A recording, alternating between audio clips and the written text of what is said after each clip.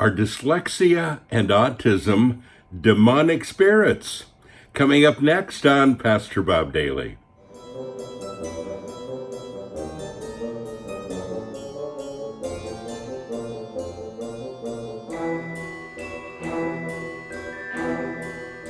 Dear Pastor Bob, why do Pentecostals always think something is demonic when it's something we are born with?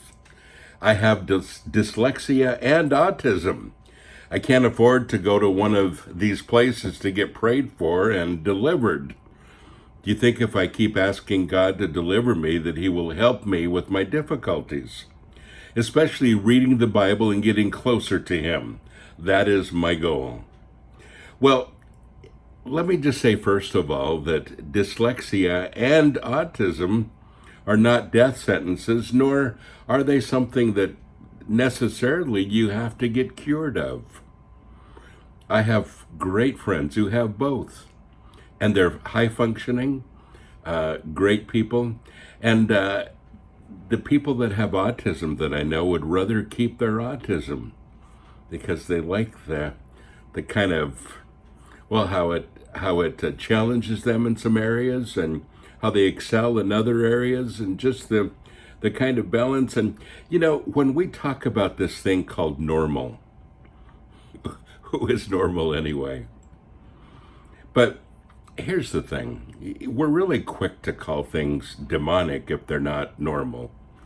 And, you know, I've had people that have asked to cast demons out of me because of my style or the kind of music I like, or, you know, so many different things through the years. And I'm thinking, seriously, just because I'm a little different than I am, that means that I have demonic spirits? According to who?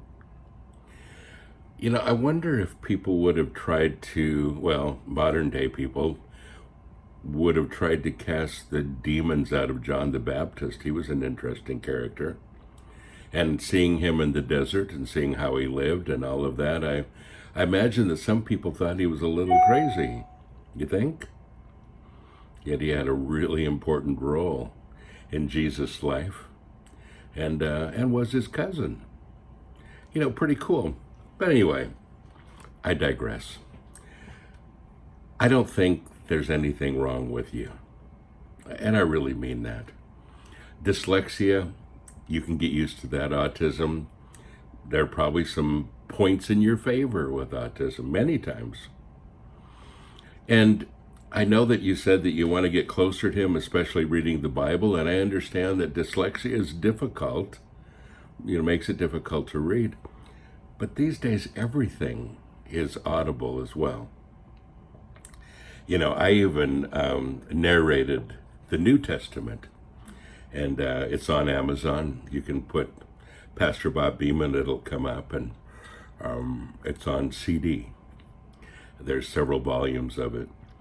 But there's so many more that you can get that are out there, and it's just a great way to listen to the Bible. I enjoy listening to books almost as much as I enjoy reading them. And there's a time for each, you know. When I'm driving or when I'm going to sleep at night, I many times listen to an audible book. And I enjoy that part of it. So these days, those things are not necessarily the kind of handicaps they might have been one day. But you see, getting closer to God isn't dependent on your handicaps. It's dependent on your heart connecting with his. And to get closer to God has nothing to do with your autism or your dyslexia. God's a little deeper and a little bigger than that. And so remember that when you're a Christian, you have the Holy Spirit inside of you, in your innermost being, producing the fruit of the Spirit, giving you insight, giving you wisdom, all of the things that he does with everyone else who doesn't have dyslexia and autism. You don't have a disadvantage when it comes to God and getting closer to him. It's good news, isn't it? So, demonic spirits? Absolutely not. And please be careful of people that call everything demons. Seriously? I should probably do another podcast on that. God bless you. Have a great day.